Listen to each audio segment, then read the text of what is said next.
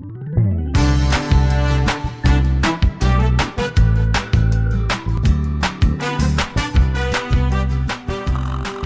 kuya, gumising ka na daw. Anong oras na oh?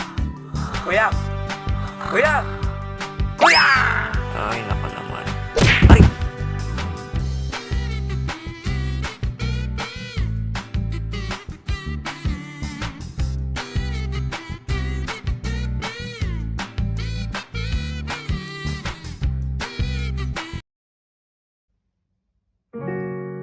Dalawang taon ang lumipas simula nung naghiwalay kami ni Yash. At ngayon, hindi ko pa rin maintindihan kung bakit. Kung bakit niya ako minulto. Kuya, sabay na tayo.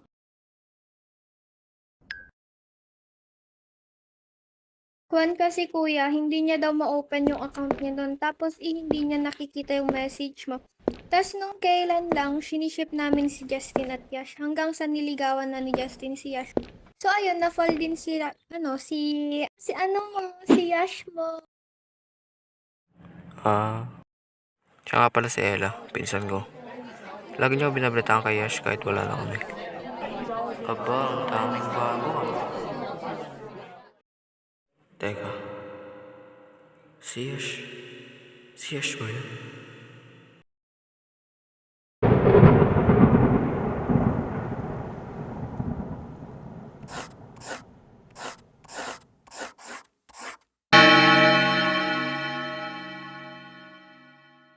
Good morning, sir. Morning, everyone. I'm Sir Gon, your substitute teacher. Since wala pa yung talagang advisor nyo, ako muna ang papalit. May 12 years experience naman ako sa pagtuturo, kaya hindi nyo ako madadala sa mga kalokohan nyo. Maliwanag ba? Yes, sir. So ngayon ang first class nyo, pero wala muna daw kayong gagawin ayon sa ating principal. So, bahala muna kayo sa mga buhay. Pabili nga po ng turon. Ilan po? Isa. Buti ka pa, marunong makontento sa isa. La, Si Ace ba to? Ilang taon din kami hindi nag-uusap ah. Lorenzo! Musta ka na, boy? Di mo naman ako pinapansin kanina. Naiya kasi ako. Alam mo naman, dami nagbago. Nga pala, basta kayo ni Ella. Kupal ka ba? Kala mo namang matagal na yun?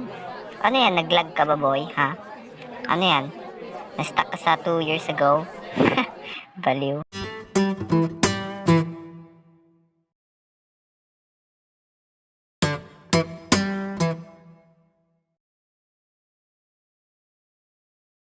Ang init.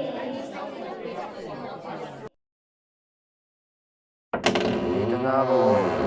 Kumain ka na dyan. Saan ko nga ba ulit nalagay yun?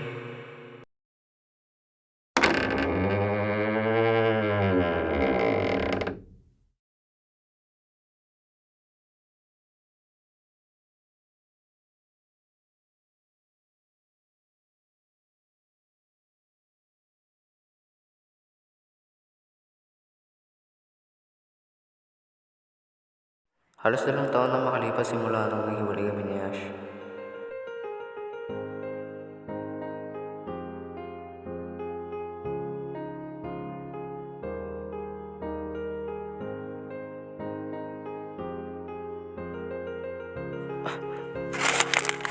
Tama kaya yung hinala ko?